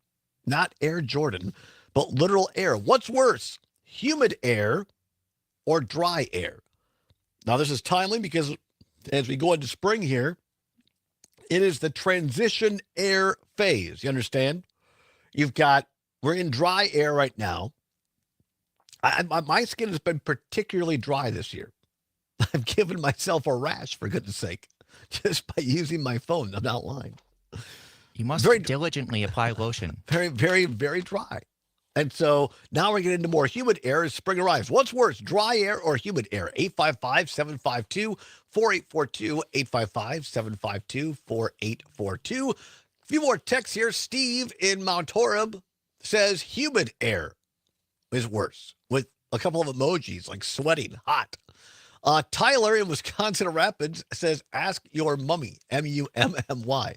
I guess mummies don't like humid air. It makes them decompose. Yeah. I don't know, I guess. What else do we have here? This is a DJ listening up in Wausau of a beautiful Bull Vault Radio. Says Todd experienced both extremes while living in Texas, the great state. In College Station, you have to become accustomed to being constantly wet with a puddle following you around everywhere.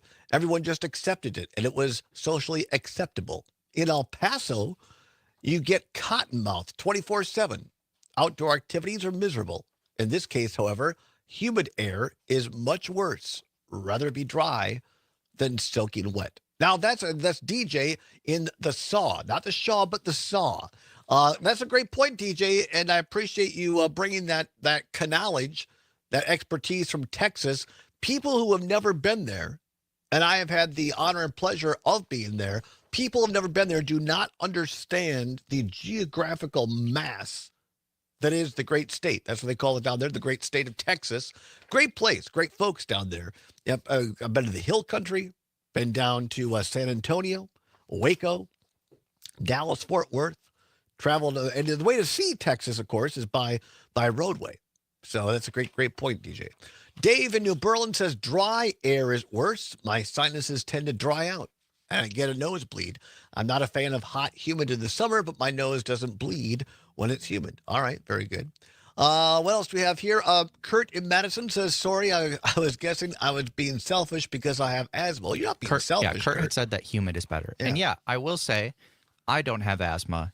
One of my sisters does, and she basically just can't go outside in winter. Ooh, really? So I recognize because it's dry? Yeah, because it sets off her asthma so bad. And I recognize that dry air is probably worse because of that. But selfishly, I still think humid air is worse. All right, well, I'm going to say, for me personally, dry air is worse. I don't like being dry. I don't like having to, lotion up or get my skin dried out. It just feels weird. So I'll say dry is worse. All right, that's how we play What's Worse. Appreciate y'all playing along. We'll have another edition tomorrow in hour number 2.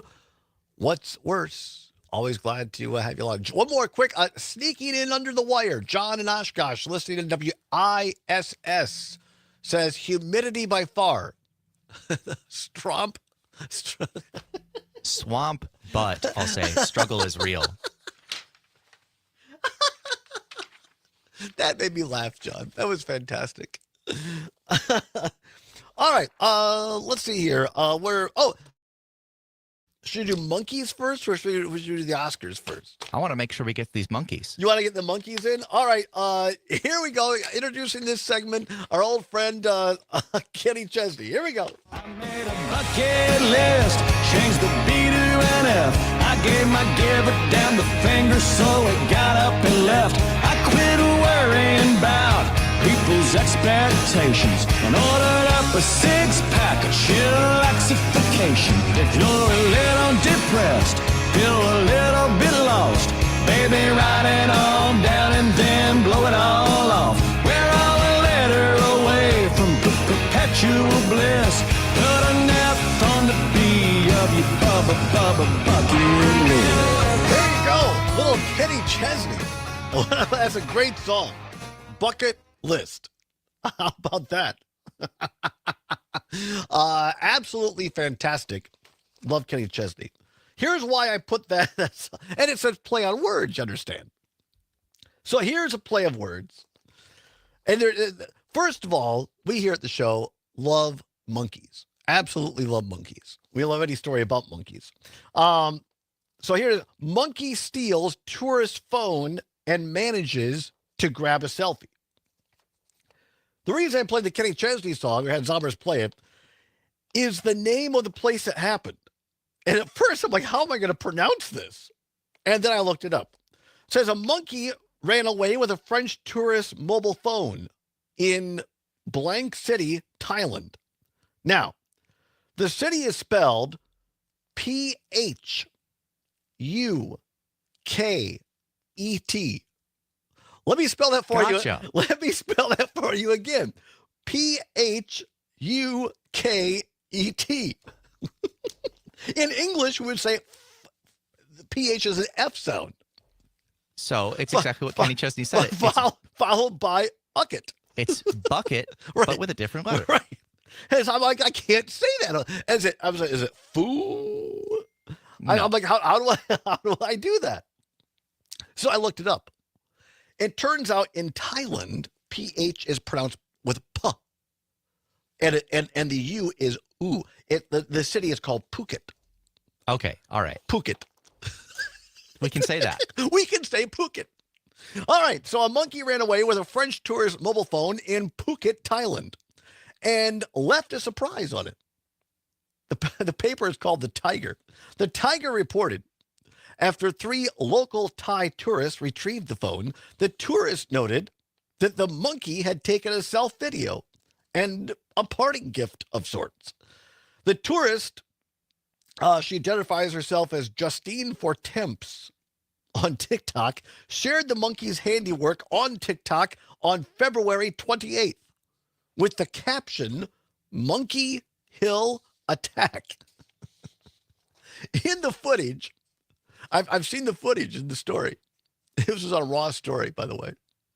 In the footage, the young monkey, or it says the young-looking monkey. Now, how does this person disseminate whether it's a young-looking monkey? Must be a monkey expert. In the footage, the young-looking monkey was holding the tourist's bright blue phone with its front paw, looking up from the phone to the French TikToker dressed in pink. Suddenly, he, the monkey, darts for a tree, and the tourist can be seen worried but laughing at her predicament. The monkey's cinematography included a selfie video showing the monkey sticking his tongue out at the camera before flipping the phone video to film the surroundings. At the end of the day, the French TikToker seemed to get a kick out of the footage on her phone and even made her profile picture a screen grab of the monkey's selfie. The TikTok soon caught the attention of Thai users on the social media platform. The incident occurred at a common tourist attraction that I cannot pronounce, known for its sunset views and monkeys. I mean, Jeff Perry's right. Yes, Jeff Perry's right. The number one rule of comedy: monkeys is fun, and he's absolutely right. And if you see the video, it is pretty funny. And first of all, if you're going to be going to a place that's known for monkeys, wouldn't you want to secure all your belongings? And I'm surprised that the woman got her phone back from said monkey. Because they're nothing but trouble, you understand? The monkeys are. All right, well, anyway, that's what. Oh, you should definitely people listening. You should definitely look up this video. I just looked It's pretty it up. good, right? It is pretty good. Yeah, it's a pretty good. I only wish that we had. Well, we do have a stream, but Anyway, it was a fun story. Never know when you're gonna monkey around. All right, so here last night, the Oscars, Oscar. Billy Crystal, one of the great hosts of the Oscars of all time. But last night, Conan O'Brien host of the Oscars. I thought he did a fine job. I'm a big Coco fan. As his fan base is called Team Coco for Conan O'Brien. And so the big surprise, everybody thought this was going to be, maybe Wicked was going to pull off for biggest or best picture because it was just everywhere. Some people thought it was going to be the, I can't say it, the religious, the movie about the Cardinals and the Pope and all that. Clearly, I didn't watch a lot of movies this year. I was hoping, I really wanted our friends at Just a Bit Outside the Story of the 82 Brewers. They're qualified to be nominated for Best Documentary of the Year. And unfortunately, they did not get nominated. And so it was another film that was very, very serious. And that's fine. I'm sure it was a fine film. But anyway, what's the movie genres on? You were on the phone there. The Catholic movie. Conclave? That's it. Thank you. Conclave. So some people thought Conclave was going to win. Some people thought it was going to be Wicked. Other guesses out there. But Nora. And here's the cool, I've not seen the film. I kind of want to now. It's a very serious, touchy subject having to deal with sex workers. And it's a young Russian oligarch kid, the son of a Russian oligarch who starts, having a business relationship, shall we say, with a sex worker in the U.S. And this movie was made for $6 million. In movie budgets, that's like 5 cents. Which in Hollywood today is not much at all. Like at all. And so the cool thing is, here's some people who just wanted to tell a story and did a lot of research apparently and told this story very authentically. And this film knocks out all the big studio films in Hollywood. So I think that's a kind of a cool story. But Conan O'Brien, after the film had won a couple of Oscars already, this is what Conan O'Brien said coming out of a break last night at the Oscars. Honora's having a good night. Yeah, that's great. Yeah, that's great news. 2 wins already. I guess Americans are excited to see somebody finally stand up to a powerful Russian.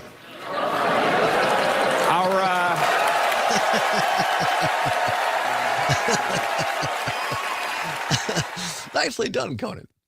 A lot of applause. A lot of applause. No, it was a great Oscar. And Demi Moore, she had cleaned up every other award, and then last night she was beaten out by the actor who played the street worker in Honora. So Honora won Best Lead Actor Female.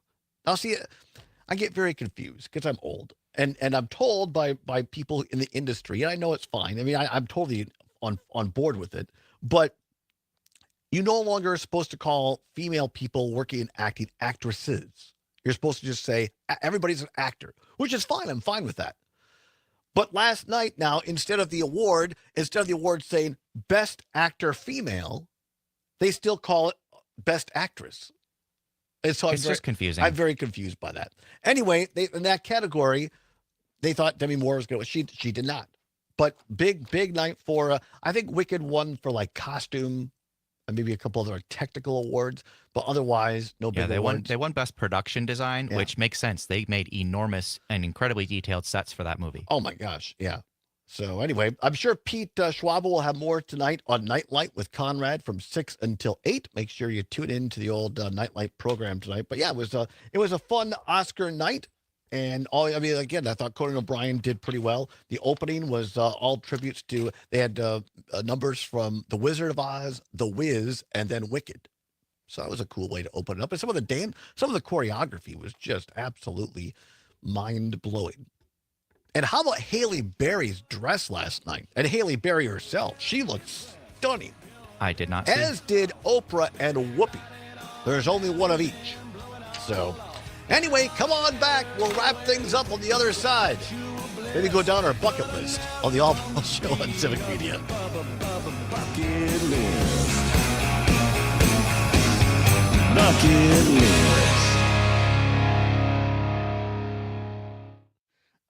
In great conversation.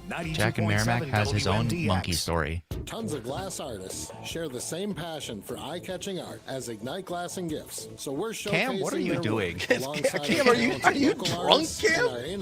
No, he just nothing to do. He does this with other show hosts too. Like he's put Dom's face on so many things. That's actually really funny. You found a picture of me from my owned a coffee shop and put a field of sunflowers. Do your eyes a favor and see this stuff. You're listening to the American Democracy Minute, keeping your government by and for the people. In our last report, we explained how Executive Order 14215 claims presidential authority over the FEC and other independent agencies, putting fair elections at risk. Cam hasn't had a drink in like 2 years. Oh, very good. Which sets Nicely done. broadcasting rules for political advertising could also impact That's pretty funny. elections. Until 1987, the Federal Communications Commission followed the Fairness Doctrine, ensuring equal access to the airwaves and balanced coverage of candidates. The Communications The Act key of word is maybe at 1996 the end. protects Maybe. reasonable access by qualified federal candidates and equal time opportunities for federal, state, and local candidates. That's funny. While it no longer reviews ads for accuracy, it still prohibits censorship of candidate-sponsored ads, requires the paid-for-by disclosure, and mandates records be available to the public. What if those rules were ignored? Yeah, those Control of the Cam FCC mentions could stage revoke job is licenses automation of and maintenance of broadcasters who automation. disagree with the Yeah, administration, those as hurry up threatened and by wait kind of Trump jobs are against interesting. NBC, Sometimes ABC, and this CBS is in like recent that too months. at It Civic could Media, allow where it's like, oh, there's an broadcasters to event. pick and Okay, choose well, their today advertising, we're going to all work potentially silencing a ton. competition. Unequal enforcement 20 could seconds. tilt the playing field. In short,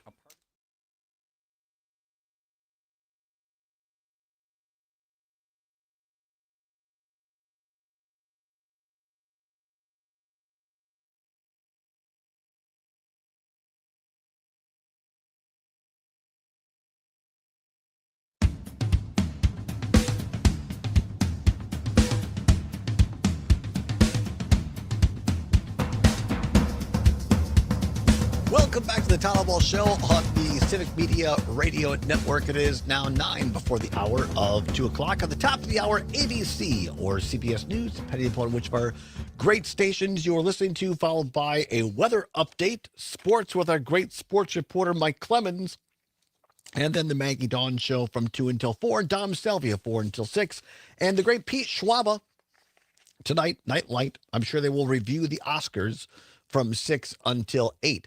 Let's go back to the phones very quickly here. This is fantastic. Jack in Merrimack has a monkey story. Jack, this is a great way to end the show. What do you got? Yeah, I thought I'd call you up with something positive. That's fantastic. Anyway. Yeah. So I was in this probably back in the 1980s sometime. I was in the so-called Republic of Malawi in Africa. They had a president for life at that time. That's another story. I'm not going to go there today. But I was meeting with a friend who was in the Peace Corps there, and she and I were both climbers, and we were exploring some rock climbing. Actually did some first ascents in Lake Malawi National Park.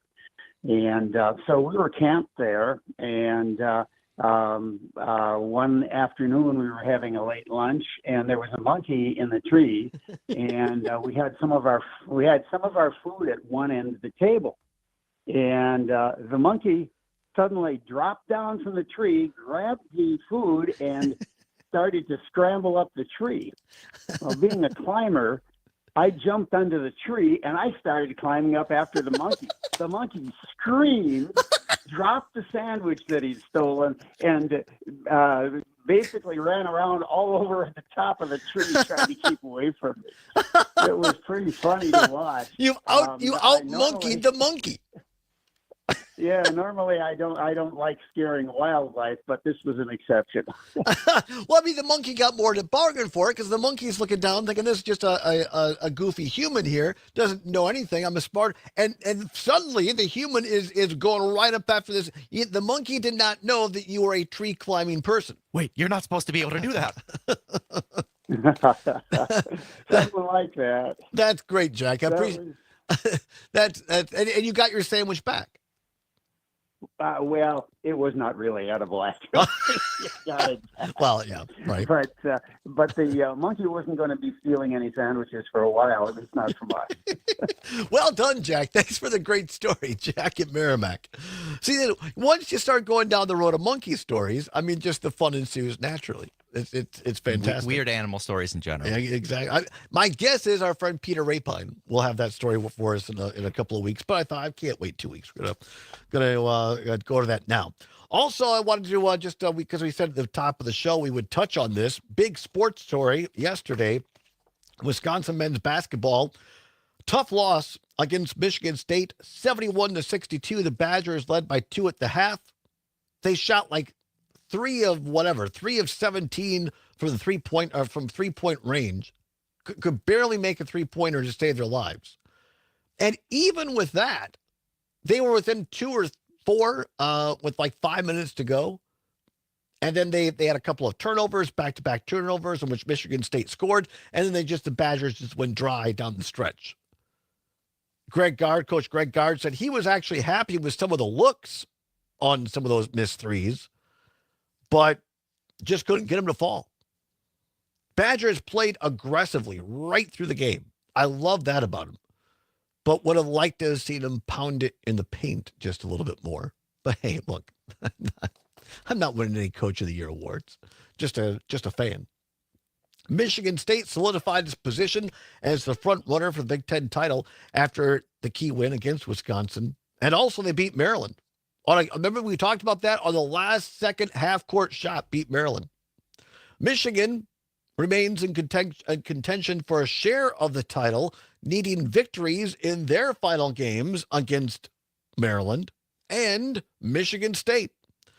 I mean, the whole thing could come down to that final game, Michigan State. Wisconsin's title hopes were dashed after that loss to Michigan State, but the Badgers remain a strong contender for a deep NCAA tournament run. Illinois, this was a big game right after the Badger game. Illinois showcased its potential with a decisive win over Michigan, keeping their Illinois' NCAA tournament hopes alive. Several teams, including Iowa, USC, Northwestern, battling for the remaining spots in the Big Ten tournament. Remember now, since the Big Ten went to 18 teams, not all teams are going to get into the Big Ten tournament. Wisconsin, of course, safely. Right now, Wisconsin is trying to stay in the top 4 so they get a double bye in that tournament. So we will see Badgers have a good shot of finishing in the top 4, getting the double bye. Could make a run deep into the Big Ten tournament. And right now, as we said earlier, Badgers being forecast as a 2 or 3 seed in the NCAA tournament. Why is that important? Because one of the regional games in the first round, or one of the sites, is Fiserv Forum in Milwaukee. It is very possible if the Badgers can secure a number 2 seed in the NCAA tournament, their first round games would be at Fiserv in Milwaukee, which could propel them on to the second weekend of the Sweet 16. So the Badgers certainly have something to play for, and they will do that on Wednesday. I think I said earlier it was Tuesday. I was wrong. It is Wednesday, March 5th. The Badgers will be in action up in the Twin Cities, taking on the Golden Goats, Minnesota, 7:30. Pre-game show at 7. You can hear it on the Civic Media app or select stations around Wisconsin. Great show today. Appreciate you being along. Luke Mathers will be here tomorrow. Thanks to Zommers. Thanks to you. Stay tuned next. Maggie Dawn. Whatever you're fighting for, whatever you believe in, this is Todd Allbaugh saying, keep banging your drum. See you tomorrow. Banging on your drum. Keep banging on, and your day will come. Keep banging on your drum, and they will hear you.